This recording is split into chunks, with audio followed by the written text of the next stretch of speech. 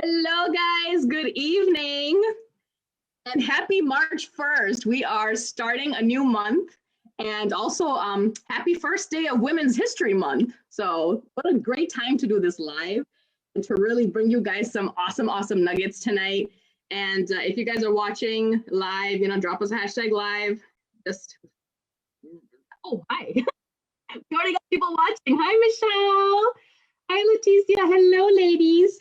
Yeah, guys, like those comments, drop us some hearts and thumbs ups, and definitely, engage in the conversation. We love those on live videos. Definitely engage with us, ask questions, give us your input. Veronica's here. Pick her brain, y'all. Like I'm so excited for this live. I met Veronica just about 2 to 3 months ago, and I was just immediately like a moth to like a light. Like, girl, like, give me it all. Like, give me everything. And that's what I love about our circle is if you are hungry to learn, if you are truly someone who wants to, elevate your life to that next level, people in your circle that are doing the things you want to be doing, they are more than happy to share their time with you and their input. So definitely, guys, grab a notepad, a pen, paper, like take notes, because we're gonna really get into it, really into it tonight. So and thank you again to everybody watching. If you're watching on the replay, drop a hashtag replay. This is the perfect time to be talking about financial mastery, really elevating our knowledge when it comes to wealth building and learning the ways of the wealthy, because they don't teach these concepts in school, guys. So I think the lessons that you learn from people like Veronica that have been in the field for a while and have learned some hard lessons, learn from their experiences so you can really shorten your own learning curve. So hello, my beautiful friend, and thank you so much for being here.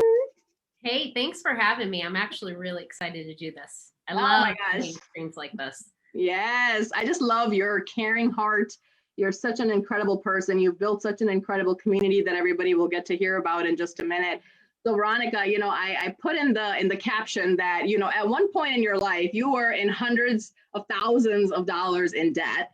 And now you are at a place in your life where you are financially free. So like, take us down that road, girl. Like, start from the beginning. Like, how did you end up in so much debt? What happened? Like, share your story. So, because I'm sure a lot of people in the audience can relate. So take it away. Yeah, 100%. I appreciate for you allowing me to be on here, Sofia. I'm just excited to talk with all of your guests. And so I'm honored, first and foremost. And, it's funny, my story is probably similar to a lot of people. And of course, I just decided later on that I wasn't going to be the average person taking 30 plus years to pay off debt.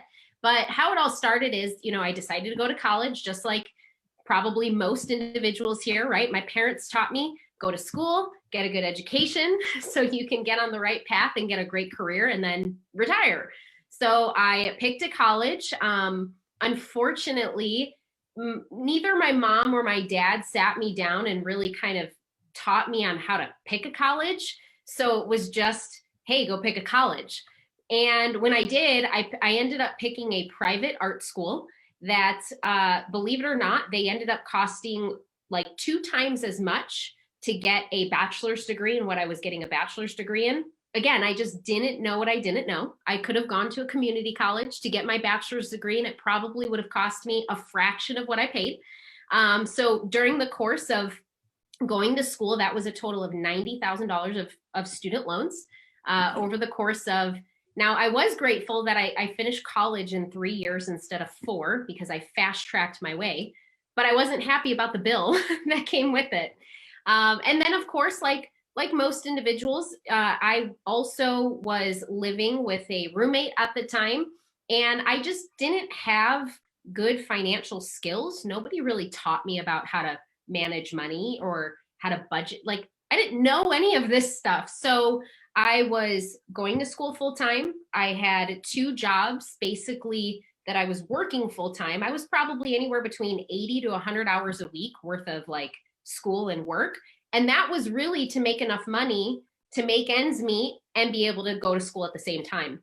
So I was work like that's just one thing that I'm not afraid of. Like, work ethic has been instilled in me since childhood. But I made a lot of bad decisions with money.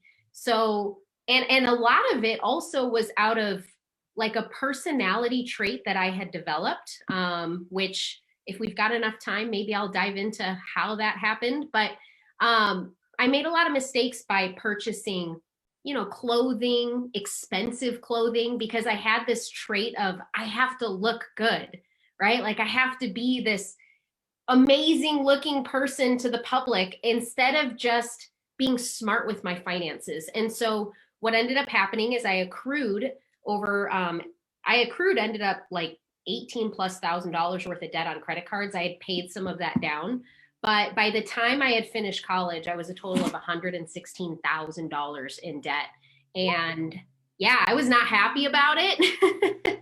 But you learn from that experience. And, it's funny, right after college, which this is the funniest part about this story, is my bachelor's degree was in fashion marketing. Okay. And at the time, I was working at Nordstrom. I had a great job. But right out of college, I went to the bank just out of the blue one day and decided I was going to open a savings account to start learning how to save, right? And I got recruited to go work at the bank. And at the time, the person who was recruiting me, I told him, I said, look, I don't even know anything about money. And you're telling me to come work at a bank? And he said, look, we'll teach you everything that you need to know. We've got great training programs, but I think you have a great personality and you should come work at the bank. So because I was in debt and because I wanted to learn about money, I was eager to learn. I said, okay, I'll take a job at the bank. And what's funny is I did learn some stuff, but I didn't learn strategies of the wealthy until later. We'll talk about this here in a moment. And what's funny is it taught me a lot. I got a lot of great skill sets from it, but it wasn't the path that I wanted to be long term. So it's actually just really funny how this whole money story just kind of followed me along my journey. And, fast forward in 2016, I got partnered with an incredible educational company that actually focused on financial education. And that's actually truly when I started to learn what I didn't know about money prior. And it was in 2016 that I made the focus and said, okay, I'm really going to focus on getting myself out of debt, getting a plan in place for the future. And I'm just going to stop playing around. Like, I'm not going to play around anymore. I'm going to learn what I need to learn, and I'm going to take action. And from that moment on, from 2016 until now, it has been the biggest roller coaster adventure. But it's also been the most transformative time frame where I've literally just transformed my entire financial picture. Oh my gosh, I love this. I have like so many questions in my head. So let's back up just a little bit. So you start working at the bank, right? So why didn't you just pursue a career in the banking industry and like kind of like have a corporate job versus actually like going into business, which is again is full of risk and it's a whole new adventure, right? But and guys, nothing against having a job, but we just want to make the comparison as to why she chose to not pursue that banking career, which many people do, versus really trusting herself and this company and partnering with them. So kind of what made you like make that decision? Like what was the reasoning behind that? Yeah, so, and it's a great question. So if I back up to when I worked at the bank, I actually did start pursuing a career in that world. I had actually took my Series 6 and 63 to become you do that to become a financial advisor. And I was actually going to go down that route. And then I started, there's training programs you have to go through. There's a lot of stuff that they do to start teaching you how to be successful in that role. And I got to a point where it was really kind of tugging at my integrity as a human. What I mean by that is, even if I was going to become, say, a financial advisor and I was going to start teaching people how to invest their money, well, I looked at my own financial picture and I said, wait, I'm not even doing what they're going to teach me to teach other people to do. That is very hypocritical of me to say, hey, let me go teach you how to invest, let me go teach you how to put your money into something that I'm not doing. And oh, by the way, I'm just, over $100,000 in debt. So it felt very inauthentic for me as a person. I loved what I did. I learned a lot. I loved the people that I work with. And so at that moment, I realized, okay, it's time for me to pivot. And still at that time, I've always known that I wanted to be an entrepreneur, but I didn't quite have the skill sets thus yet. There was a lot of development as a person that I had to go through. And so I was doing some personal development at that time. And right around 2012, I actually did get started as a business owner part-time while I was still at the bank. So I was actually learning how do you start building a part-time business. And I didn't end up like making a whole bunch of money, but in my part-time business at that time, I did start making a couple $100 extra each month, which, covered food or groceries or a gas bill or whatever the case is. And so that was kind of my start, but I was still like, do I have what it takes? There was a belief in me, like, do I have what it takes to actually be successful as an entrepreneur, right? Mm-hmm. So fast forward, right? I think I ended up leaving the bank in, was it 2013? I'm so terrible with timelines, Sophia, so pardon me on my timelines, but I ended up leaving the bank, getting another job in the technology field for a little bit of time. And then in 2016 is when I finally, I was working in IT and I said, okay, I'm going to start another part-time business. Mm-hmm. But at that time, I had done a lot of personal development on myself as an individual. Mm-hmm. So I was ready to take on what it looks like as a business owner. Yeah. And it just so happened that what I've learned about being in business for yourself is it's a total mindset shift, right? When you work as an employee, you trade time for money, right? And there's nothing wrong with that, right? Especially if you're happy in your career with what you do and you're passionate about it. But what I realized is that in order to really create wealth, like the type of wealth that I wanted to create, generational wealth, when I looked at the successful people who have done that, they don't trade time for money. They actually find ways that while they're sleeping, they're earning money. Mm-hmm. And so I, at that point, realized, okay, well, this is what I want to create over time. So in order to do that, I'm going to have to shift. Mm-hmm. And 2016 was the perfect time because I was ready for that shift. Right. So I pivoted. It took me about 60 days. I started my business February 17th, 2016. And in 2 months, I had replaced my income from my part-time business from my full-time job. So it took me about 2 months to replace my income from my full-time job. And then I waited another month. And in May of 2016, I finally walked away from corporate America forever. Wow. And never looked back. Oh, I love it.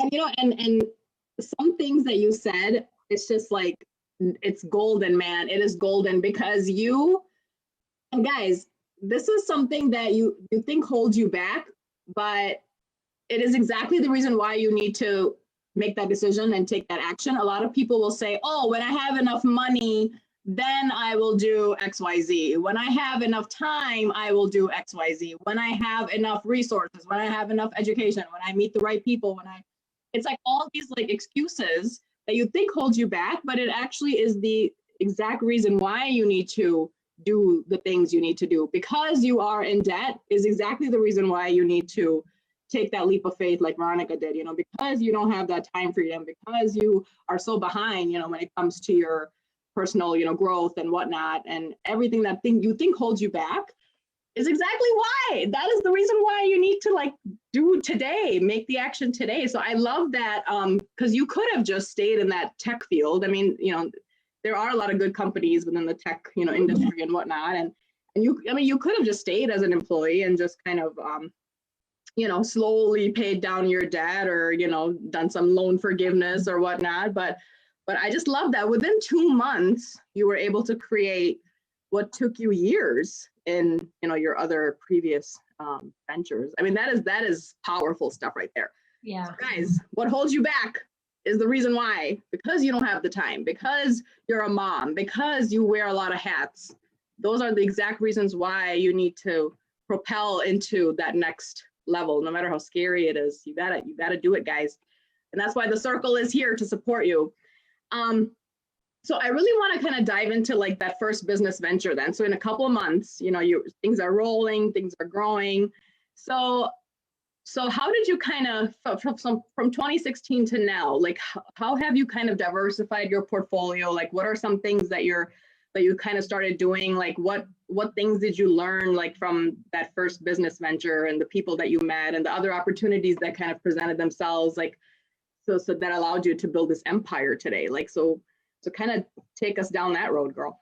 Yeah. So first, it's really mentorship, right? I think I'm not going to repeat this the correct way. Hopefully it comes out right. But I've always learned that if you are the smartest person in the room, you're sitting in the wrong room. And Amen. And the biggest one that I heard from another mentor of mine was that if you cannot change the people around you, then change the people around you. I hope you got that. I'm going to say it one more time, just in case. Yeah. If you cannot change the people around you, then change the people around you. Oh, that's golden. Okay, it's a very simple thing. And what I learned was that you are the sum of the 5 closest people you hang around with the most. That's what you are. You're the sum of the 5 closest people you hang around with the most. And when I was going through personal development, I was basically told, hey, you need to start looking at your circle of influence and actually ask yourself, are they doing the things? Are they an influence to you in a positive way, doing the things that you want to do in the future? Are they on that path, or are they not? Are they not going in that same direction? And it was actually very hard for me to actually sit there and go through that circle of who I was spending the most time with. And look, I love those human beings still to this day. They're family, friends to me. Like I love them. But what I also recognized was that I can still love them and be friends with them, but I can also start spending more time with other individuals who were on that path or who had already accomplished the things of what I wanted to accomplish later on in life. And so I actually made a shift. And this is going back to, again, in 2012, when I had started that first business. It was probably around 2013 when I really got clear that this is what I need to start doing. And I started changing my circle of influence in 2013. So of course, that mentorship from people that were a positive influence in my life really helped, that when I did get started in business in 2016, it really helped because I was already in a good mindset place, if that makes sense. So what I then did is I still had the financial challenges, right? So I was working with all the financial education, all the people who were mentoring me on, how do I get out of debt? How do I put a plan in place? And one of the biggest things when it came to my finances that I learned was a very simple mistake that majority of us make. I don't know what the statistic is. I would probably say it's 97% of people make this mistake. And it was, when you make income, what is that income then being spent on? Okay, and here's what I realized. When I started looking, majority of my income would come in and it was all being spent on liabilities. Okay, and here's what I learned. What do the wealthy do?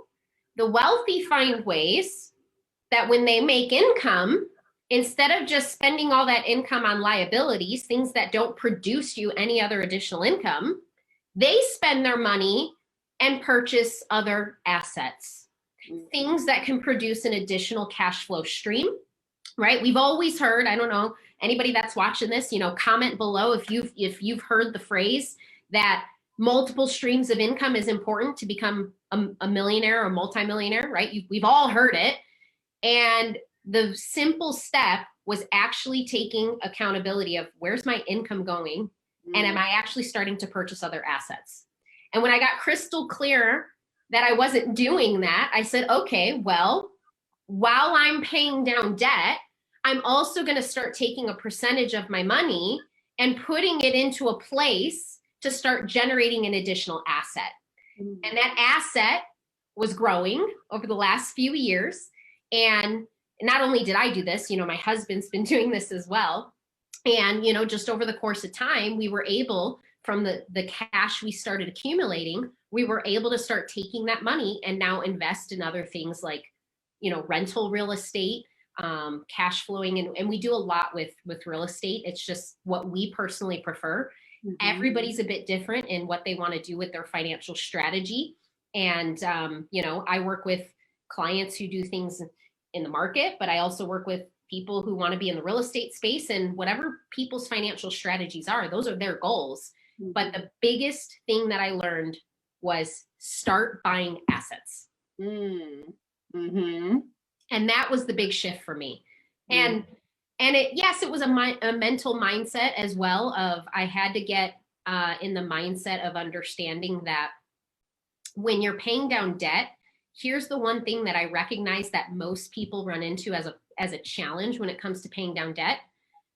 Most people who have debt, if you actually ask them what they're focused on in their financial strategy is, I got to pay down that debt. Mm-hmm. Okay. But if you really think about this from a mental perspective for a second, you attract what you constantly think about. So what I always have to coach people on and help them understand is that if you're constantly focused on debt, what do you think you're going to attract more of in your life? Yeah. Right? Yep. So I got clear on this, really clear. And I said, oh, okay. So now the shift in my mindset was, I'm not going to focus on debt. I'm going to focus on what value can I bring to the marketplace, to people that I work with, in order to create additional cash flow and think abundantly, right? So that it was a mindset shift, and then it was also compounding habits. That's powerful. And guys, thank you so much to everybody watching. Monica Trenda says, they said the average millionaire has at least 7 streams of income. Girl, you got that right.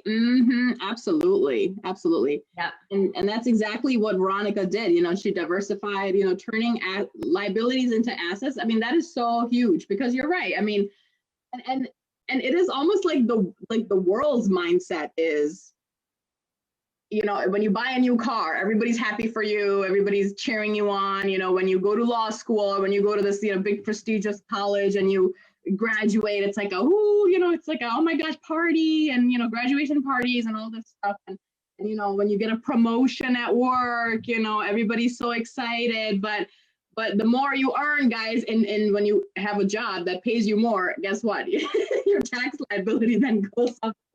But it's so funny, because the world will cheer you on when you buy these big, liabilities. You buy a new home, and it's like, buy a new car. But when you start a new business, everybody's kind of like, oh, are you sure about that? I don't know. Is that a good idea? I mean, it's so interesting how so many people have that mindset, and to shift that, it's difficult, but man, it is so worth it. Oh my gosh. If I had for every person that told me, don't quit your day job, just keep doing what you're doing, or, oh, that's not going to work. If I had a quarter, I'd probably be a millionaire at this point. Right? It just, right. It makes me laugh to this day, but when I was still not strong-minded, it does hurt you emotionally. So if you're watching this and you've been there and you've experienced this, you're not alone. Every successful person has gone through it in their own version, right? In their own story. And just know you're not alone. And, I love what I do now, because my goal in life is to inspire as many people as I possibly can to keep pursuing what you're passionate about. Don't ever let anybody steal your dreams. I call them dream stealers. Do not let them steal your dreams. Continue to push yourself forward and have the confidence in yourself that you can do it. You may not know every step of the way on what how to get to that end goal on your vision board. But my gosh, you will learn. You know how many times I failed? But every time I failed, I consider it one step closer to figuring out what I need to do in order to get to that goal. So I hope that that inspires somebody to know that you can do anything that you put your mind to. Don't ever let anybody else, steal your dream and what you're pursuing. That's powerful, guys, and this is why I love what you said. The people that you surround yourself with, it is so key. It is so key because I mean, I always have questions, and I need someone to literally hold my hand and walk me through, some decision making and some things, ideas that I need to run by certain people. So I could never do this on my own. And so you have built such an incredible community online that literally grew just within a couple years. So do you want to talk a little bit about that? Like what you have built in a couple years? Yeah. So it's funny. I love online and social media because of the fact that it allows us to connect with people that we would never meet had it not been for social media. And I'm just grateful for what technology, right? It's so interesting. I think about these things coming from the banking world, I've learned a ton, but then also coming from the tech world, I've learned a ton. And technology is powerful, right? And so I'm grateful that what technology allows us to do, connecting with other like-minded people that, again, could be all around the world. And, one of the things that I've always been committed to is community. And any person that's going on the entrepreneur path, anybody that's focused on a goal, whether it's a goal surrounding your health, whether it's something surrounding your finances, what I've realized, and there are studies that show this, that people who have these common goals or on that same type of journey, that how people actually start to accomplish things is not just by doing the work and going down that path, but also being a part of a community that can uplift and inspire them. And so one of our taglines in our business is health, wealth, community. One, because we teach health education. Two, because we teach wealth education. But three, the community piece is actually the most important, because when you bring a community of people together on that same type of journey, we can all uplift one another and inspire one another on our journey and on our way there and on that path. And so what I love is like what you've done, Sofia, is you have this group that you've created to bring women together, right? I love that it's called Women Disrupted. Such a powerful phrase. But what you're doing is you're bringing a group of women together, right? To actually they might have different end result goals, but you guys are on the same type of journey. And so together we can all uplift and inspire one another. So essentially what we did is, and I'll actually say I didn't create the group. We have another leader of ours who started this group. It was about maybe 3 years ago or 4 years ago, somewhere around that time. And it was really because we were having these impactful testimonies and of people who were on their health journey or on their financial journey, and they were having these incredible transformations, whether it was in their health or their finances. And we wanted to share those stories with other people. So we said, you know what? Let's create a community, right? So one of our other leaders actually started the community. And, I had already been doing a lot of stuff on social media. I had a financial education community that I was just running at the time. And I said, you know what? Here's some strategies of what has worked in this other community I was growing. And we basically put our heads together, and myself and this other gal, we started basically growing this community. And now to today, we're at 86,000 members. And it's probably grown beyond that. Like every day there's hundreds of new people, which is so exciting I never thought that something could be that impactful, but it truly is showing that we really are making an impact. And we now have thousands of success stories of people who are just going through some incredible transformations. And I just love it. I love getting to read these stories every day. And I just think about the next 10 years, where we're going to be with what we do. And I just know that that group is easily going to be over 1 million members at some point. Yes. Yeah. In such a short time. I mean, that's really empowering.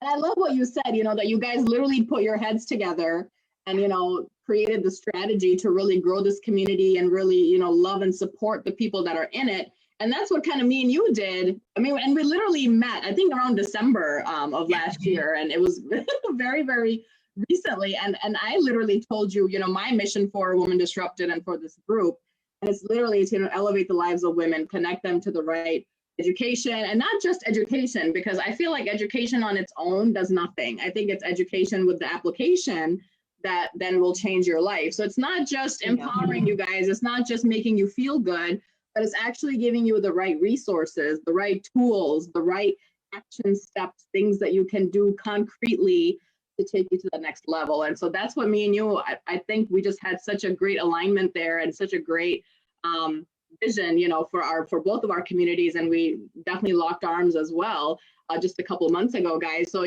so if you want to learn more about, this awesome health wealth community and ways that you can grow your financial portfolio, things that you can do to not only help yourself, help your family, help your community, definitely, drop a HWC in the comments, or, feel free to reach out to me directly on Facebook. You can also reach out to Veronica on Facebook as well. We'll be happy to connect you to that community and kind of share more about all the awesome things that we're doing there. And you're right, the testimonies there are so inspiring, and not just in the health space, which is also a huge space when it comes to opportunity for education and also opportunity for wealth building as well, because as a country, we are getting sicker and sicker every single day.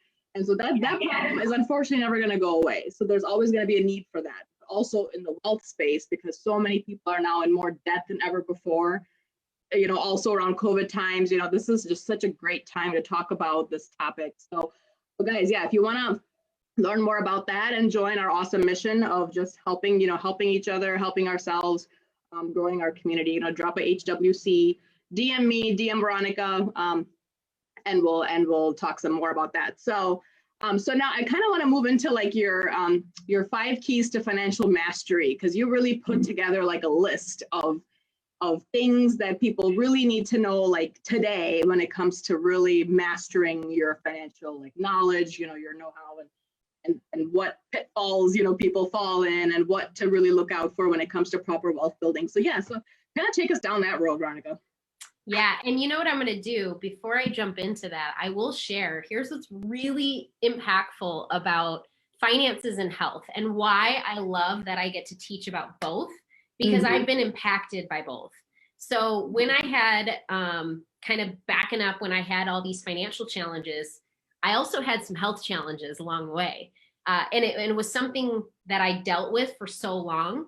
And I was so embarrassed to talk about it that nobody knew that I was going through this outside of my partner, because I was just embarrassed to talk about it. But I had severe gut health issues since 2010 is when they started, and progressively got worse over time. And what's interesting is I had seen a lot of different doctors. I went misdiagnosed for about 6, maybe 7 years. And my symptoms were becoming like compounding symptoms into, by the time I was 6, 7 years in, I felt like I was dying. It was bad. I was really, really sick.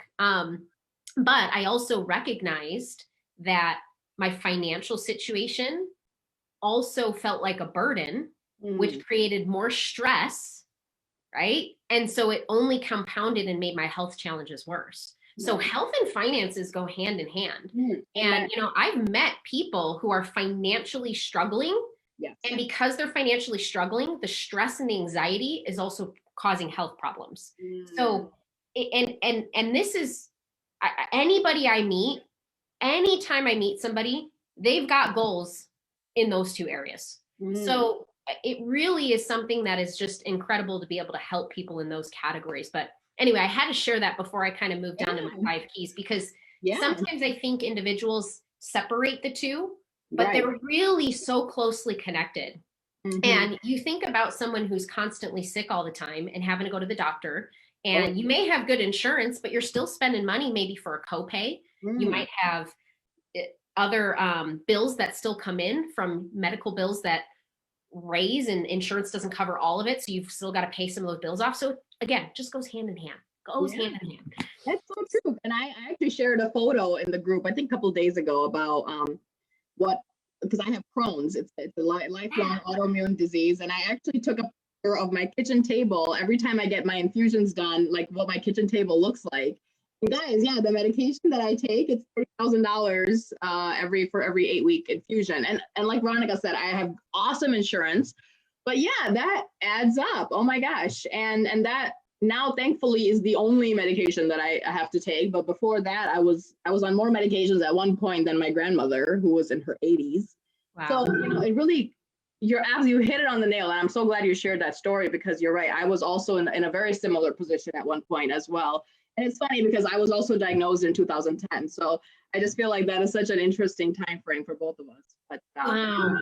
Yeah, I think I saw that picture, and I was so impacted by it, because I could literally take myself back to that time and remember what I was going through. So different problems, of course, but same type of situation. So yeah, super, it's crazy. It's crazy. Mm-hmm. But when we get into the 5 key, I teach this strategy called the 5 keys to money mastery. I even wrote an ebook on it. So I'll give your viewers free access to that if they want to access it later.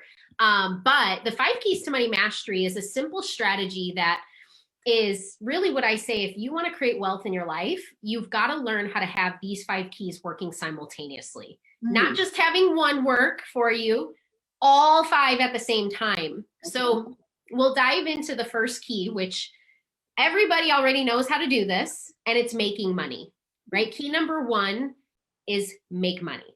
But it's only one key of the 5, because if you make $100,000 a year, but you spend $100,000 a year, you're broke. Right. Say you make $1 million a year, spend $1 million a year, you're just broke at a higher level. Exactly. So making money is one key to the equation. Okay. Key number 2 is management of that money. Now, management of money could mean a lot of different things. And I like to try to keep finances simple, right? Because can finances get complex? Sure. If you go into the nitty gritty and you have an analytical brain, then yeah, you could probably get confused. But when you keep it super simple about management of money, the easiest way to explain this is understanding how to get your cash flow in order. And it kind of goes back to what I was talking about earlier, where most people, they make money and then they take that money and they start buying liabilities with it. One of the first big things you can do is start actually taking a percentage of your money and putting it into a place or a plan or somewhere where you can actually start accruing, whether it's compounding interest or you get into an asset like, say, real estate that's getting you additional cash flow. We're talking about buying assets, right? And the game of cash flow is really, really simple. Obviously, if you have more bills than you do income, that's a cash flow problem. And most people, if they see that, say they take a look at their monthly income, take a look at their monthly expenses and notice that they have more bills than they do income, what most people tend to do at that point is say, oh, I've got a budget and I've got to restrict what I'm spending. Well, let's just be honest. Anytime you've ever been told you can't do something, what do? You do it anyway. Like if somebody told me you can't eat ice cream, I'm going to say, don't tell me what to do. I'm going to go grab a big tub of ice cream and I'm going to eat it. Yes. Right? Right. So instead of having this limited mindset and saying, I got a budget, I got to restrict. Now, granted, I understand that some people might be in a situation where they've got really poor decisions that for a short period of time, you might need to restrict some things. I understand that. For the most part, generally speaking, when it comes to management of money, if your cash flow is not working for you, then start to think abundantly. And why don't we start looking at other ways where you can create additional streams of income on a part-time, spare time basis, right? This is what I looked at. I said, well, I have a job, but if I start a part-time business, that could increase my cash flow and I can work that business in the cracks of my schedule outside of my schedule with work. And then, oh, by the way, maybe one day it'll just, create enough income to where I replace my income, right? So again, when I talk about management of money, that's the simplicity of it.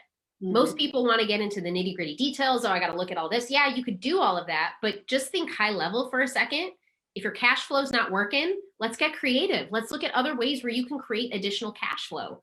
And the reason I personally chose business for when I really got smart about it was because I realized that business owners have the best tax benefits. And that's going to come into play in a second when I talk about the fourth key to money mastery when it comes to taxes. Okay. Yes. So if you guys are jotting this down, go ahead and jot. Key number 1, make money. Key number 2, manage money. Key number 3. Okay. Third key to money mastery is save money. Right. Yeah. We all know we need to do it. Okay.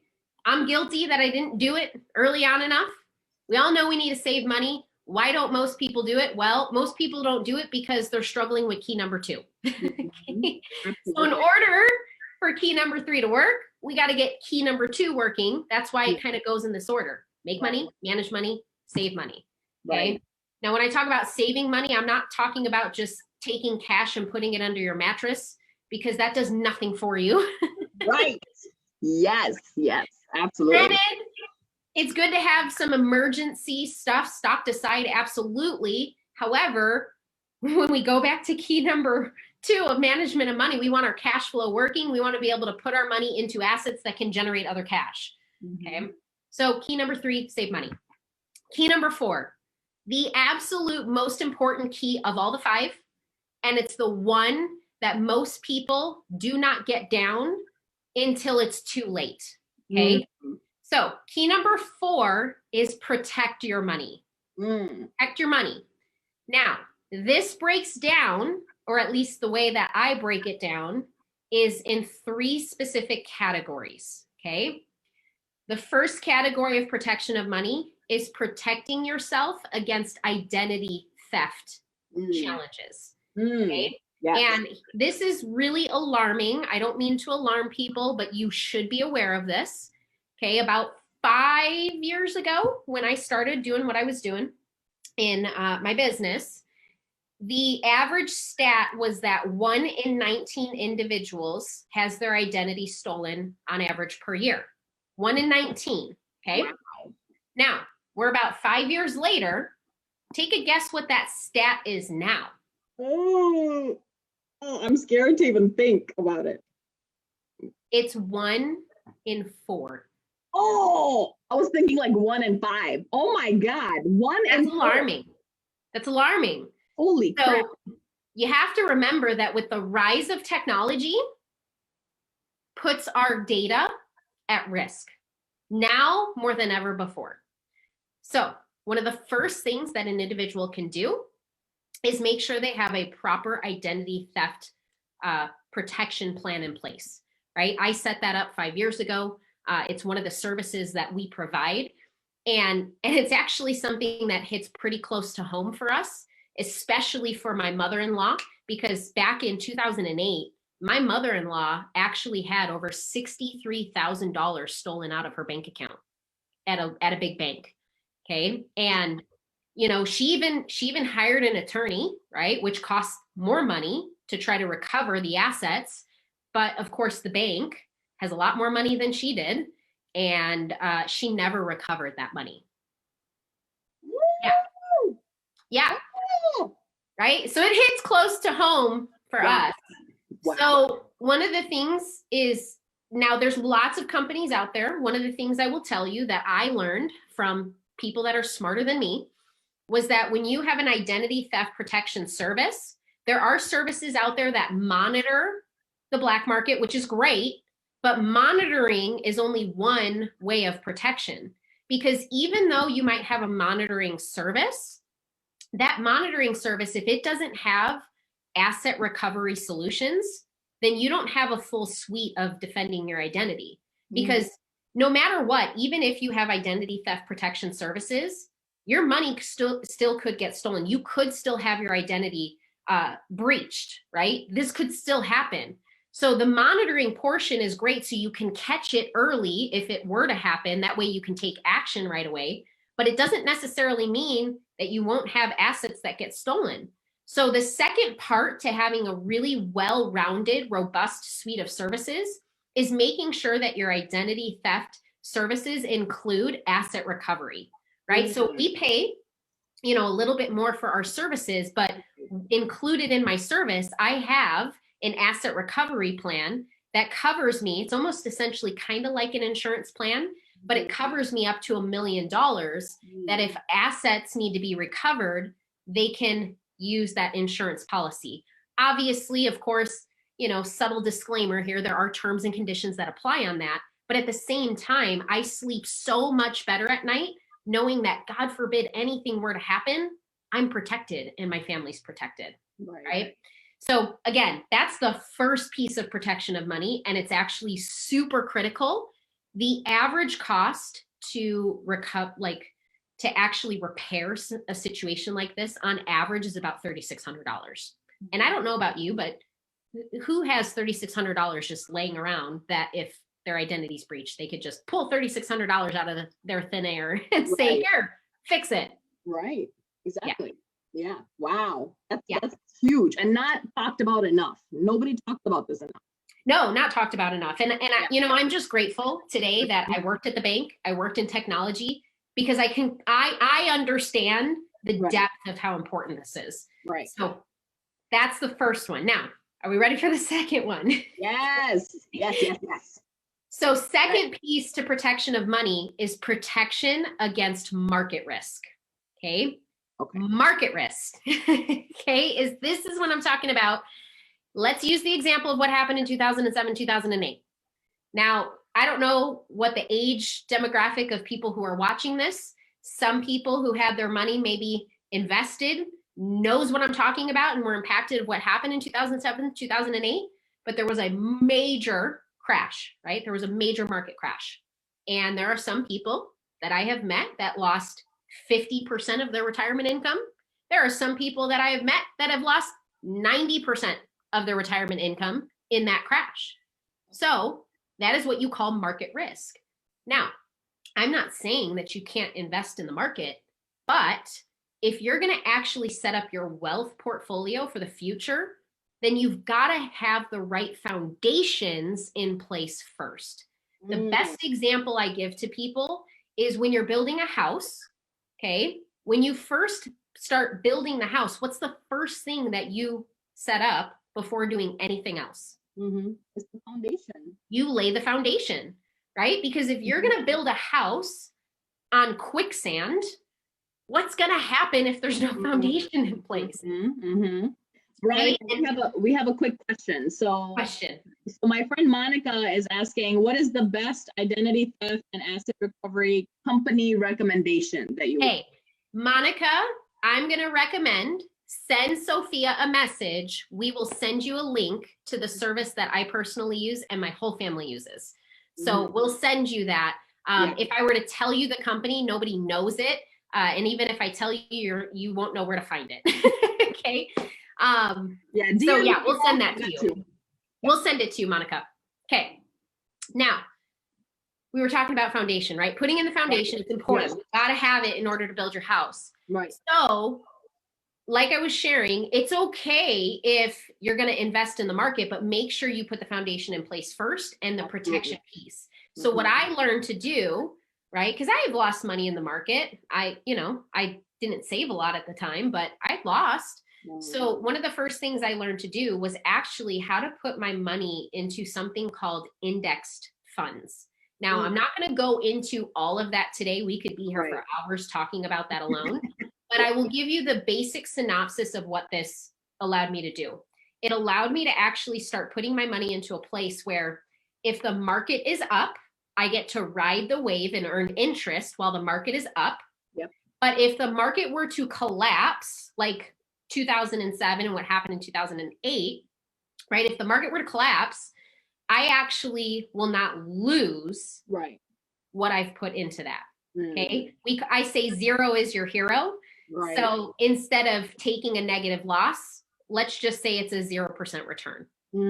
That is so much better. When you look at financially what that can do long-term on a compounding effect by not taking a loss, can make a world of difference in how your money grows over the long term. Okay. And by the way, this is not a new concept. This has been around for a very, very long time. It's just the average everyday person is not taught this stuff. Right. Okay? So we've got fourth key, protection of money. We have one more piece to the fourth key. And this is the biggest one as well. I always save the best for last, right? Yes. Protecting yourself against tax risk.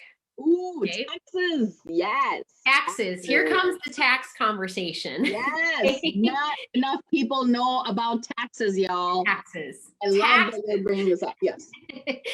All right. So tax risk, taxes, by the way, is the number one destroyer of wealth over time. Hands down. Okay. It is. Mm-hmm. Now, if we were to look at where the future is going, we cannot predict what's going to happen with taxes. We really can't. But if we look at history, and we know that history tends to repeat itself, what happens to taxes over time? Do they go up or do they go down? Oh my gosh. Typically, they go up, right? Yeah. Now, grateful for Trump's administration had actually changed some of the tax laws. I think that was in 2018? Mm-hmm. I'm so terrible on timelines. I should know this stuff off the top of my head, but I don't. But the tax law was changed for up until 2025. So there are some benefits that are still in place where there was changes in the tax code that actually were a benefit to individuals versus what we normally see of them going up. But again, that's going to expire in 2025. Now, I want to keep this as super simple as possible for people when it comes to understanding how do you lower your tax liability over time, okay? Now, I'm not a genius when it comes to math. In fact, if you ask my husband, he'll laugh and make the joke because he knows that I ask him to do the math equations in the house because I cannot do math in my head. I'm the grammar and the English person. And yet what's so funny is I teach finances, right? It's so funny.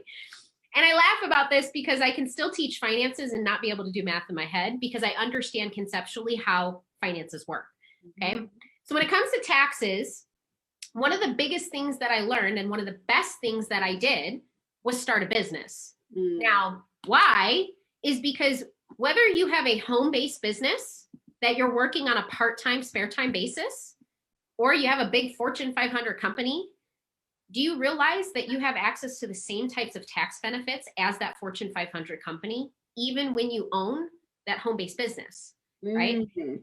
Now, disclaimer, of course, I'm not a tax advisor. This is not me teaching you how to say, hey, go do this on your taxes. No, talk to a tax professional. Oh, by the way, that's a service that we offer, right? So it's just funny because we have this whole robust portfolio, but what I've learned from a basic educational standpoint is I use a cell phone, right? And my cell phone is used both for personal use and for business use. Well, by having a job, whether I was in the bank or IT, I couldn't write off the taxes for that cell phone bill, but I was still using a cell phone. Now, by owning a business, because my cell phone is being used for business and obviously personal, a percentage of my cell phone bill becomes a write-off. Okay? This was one way I could learn, oh, let's lower my tax liability. Okay? Another example is internet. Everybody, for the most part, has internet in their house now, right? You guys are on the internet watching this stream right now. And so I learned, oh, when you have a business, if you're using the internet, guess what? A percentage of your internet bill now becomes a write-off, right? So it was these things that as I started learning, I'm like, oh my gosh, I couldn't write these things off before, but now I can.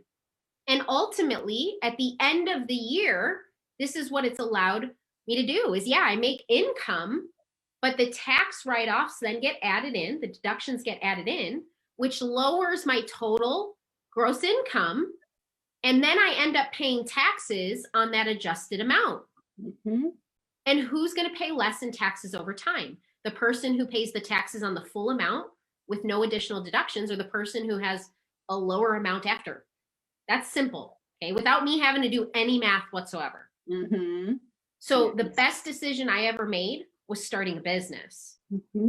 Now, the second biggest thing I learned with taxes was understanding how to not create a tax bomb for myself in retirement. Okay. And this is, again, this is a big expanded conversation. I'm going to keep it simple today, and then I can give you some resources at the end on if you want to expand your knowledge, where you can go to expand your knowledge on this. But from a very basic standpoint, you have to start looking at where are you putting your money for retirement, and how are those accounts going to be taxed in the future? Let me just use an example for all intensive purposes. Majority of people, when they start learning about putting their money aside for retirement, if I were to ask you, Sofia, where do you think most people start learning about putting their money away? What's the typical plan you hear about? The 401k. That's right. 401k, right?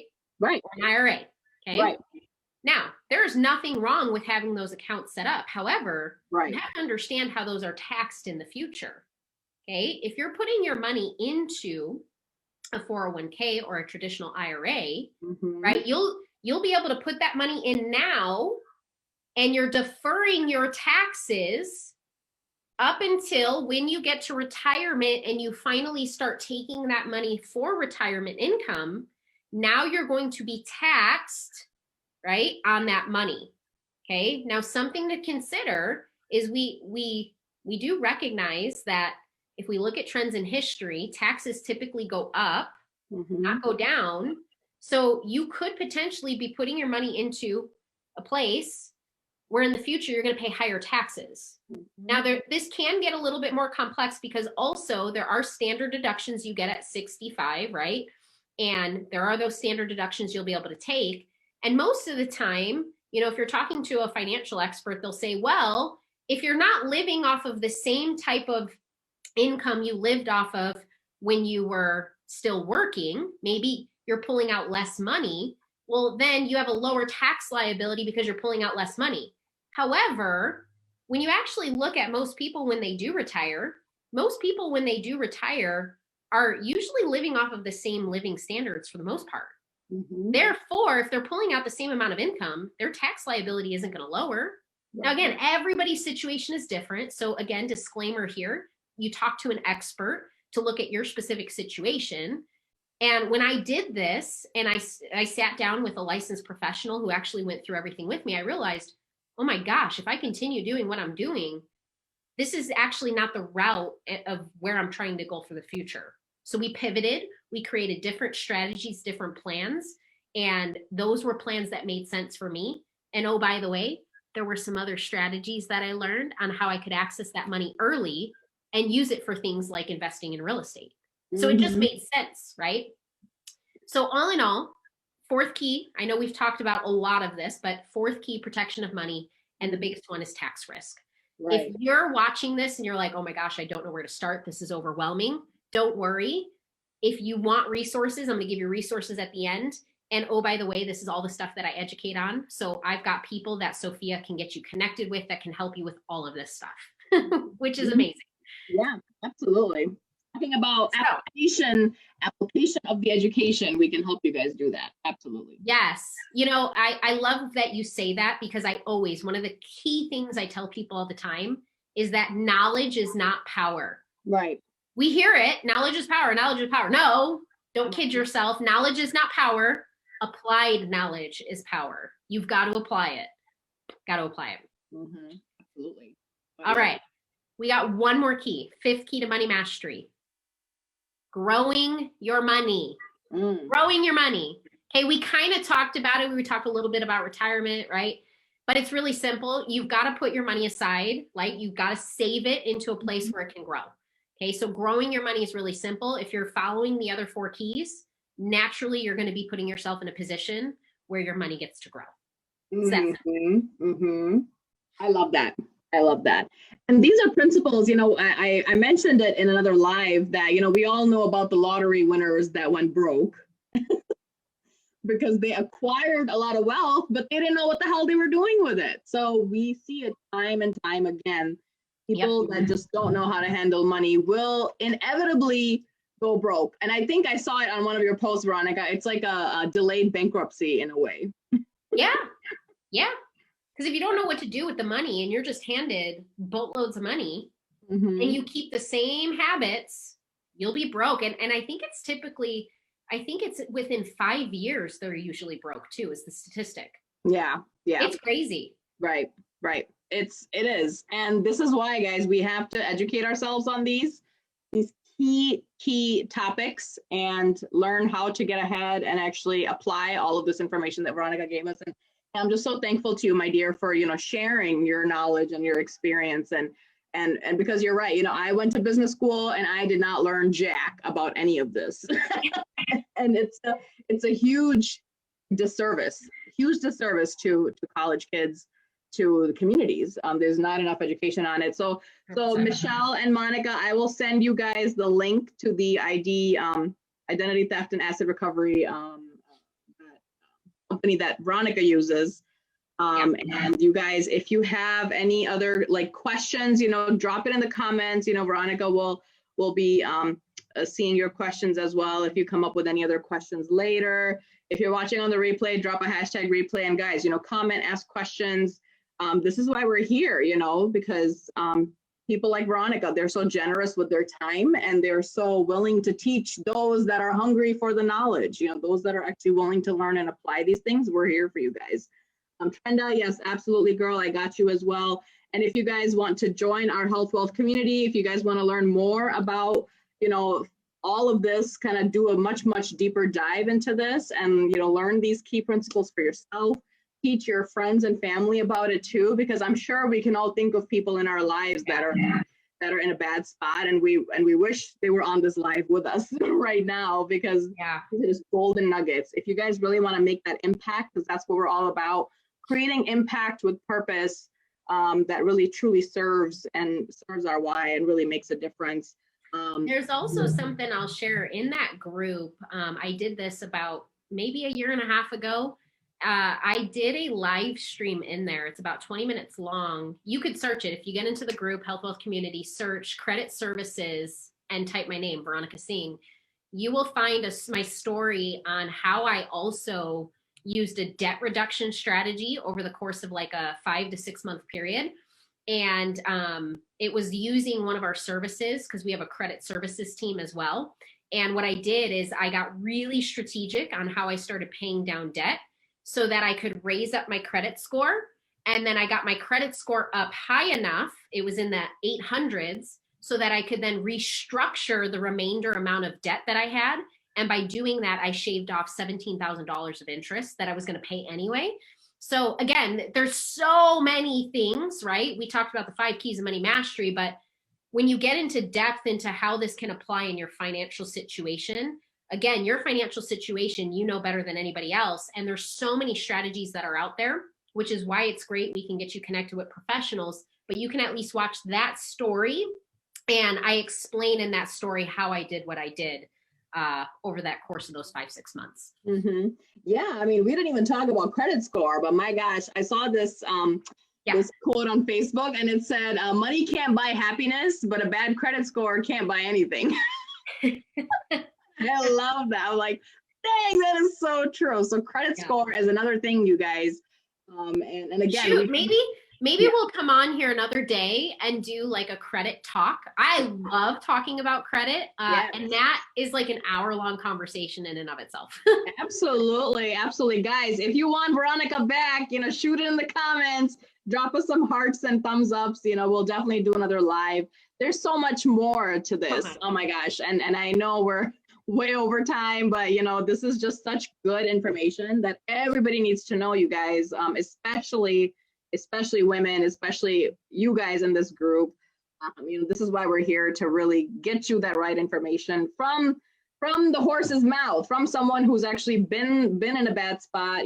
She's not just pulling this information out of nowhere. She's telling you from experience. And so I'm sure a lot of you guys can relate to this. Trenda says, yes, bring her back. My friend Michelle says, absolutely. And Trenda, yes, I'll get you more information on this community as well. Yeah, there's just so many incredible people there, a lot of good resources there as well. And that's where it all starts, is surrounding yourself with that circle, learning this information, applying it, and then teaching and helping others, because it's all about passing it forward as well, really making that impact. So thank you, my dear. Thank you so much for giving us your time, and I just love your heart and just everything that you're doing for your community now, and being so generous with your time and sharing it with our ladies, and just thank you again. So Absolutely.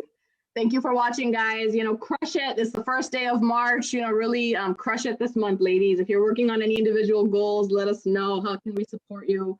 And we're always here. So definitely reach out, comment. Yeah. 2 resources I wanted to give you all that you Yes. can go get access to. Okay, 2 books. If you want to actually start wrapping your head around some of these things I talked about, there's 2 really solid books that I just want to give you guys access to. Okay, the first one is a book called, you could jot this down, maybe we'll comment later. It's called The New Rules of Retirement Saving, The Risks No One is Telling You About and How to Fix Them. Okay, I'll actually go back into this later, Sophia, and I'll post a picture of the book. Yes. So those of you can actually look at the cover so you know what you're looking for. That's the first book. And then the second book, which I'll also post a picture to, is called The Power of Zero. Now, I will share, The Power of Zero is a complex book, so I recommend start with the other one first. And then The Power of Zero actually starts talking about the strategies and gets more in depth on the tax strategies on how to lower your tax liability over time and how to not get yourself into a tax bomb when you get into retirement. Love it. Yes. If you could, Veronica, definitely, post a picture or a link so everybody can see that too. And yes, you guys, get your hands on those books. I took so many notes. It's like a chicken scratch. I can't even show it, but but I was so looking forward to this. So thank you so much, Veronica. And guys, feel free to reach out directly to Veronica as well, or myself. If you have questions that you don't want to share publicly, reach out to us. We're more than happy to even jump on a one-on-one call and, answer your questions and give you some guidance with whatever you guys need. So thank you again. Have a great evening. Love you all. We'll be back soon with another live on another awesome topic. This is just our little humble way of giving you guys value. And so just shedding some light in your lives. And so thank you, everybody, for watching. We love you. Mwah. Have a great night. Bye.